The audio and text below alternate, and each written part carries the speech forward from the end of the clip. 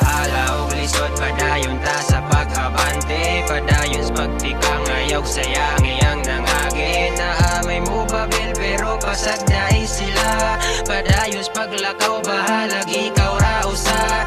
Bahala og lisod padayon ta sa pag-abante. Padayon sa pagtikang ayaw sayang iyang nangagi. Naamay mo babil pero pasagday sila. Padayon sa paglakaw bahalag ikaw ra usa. Padayon ta sa paglakaw hantud pangandoy mo lutaw na may problemang mo tumawang adrajud ta sa babaw. Padayon ta sa paglutaw hantud mo abot ang adlaw. Ang pangandoy mo sidlak sama sa silang sa adlaw. Ayaw kawala sa paglaom, sa pag-abante kita mo padayon.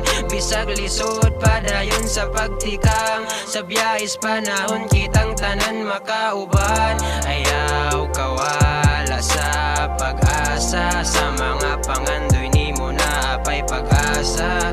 Basta mo salit tas taas, di ta magpadalas mga negatibong muguwas. Naamay mga tao nga gusto kang iirog, padayon sa pagtikang ay padala sa paglubog. Kay di na sila babag sa imong mga gitinguha, kung unsalay na ni mo dili na nila mahala. Og lisod padayon ta sa pag-abante. Padayon sa pagtikang ayaw sayang iyang nangagi. Naamay mo babil pero pasagday sila. Padayon sa paglakaw bahalag ikaw ra usa.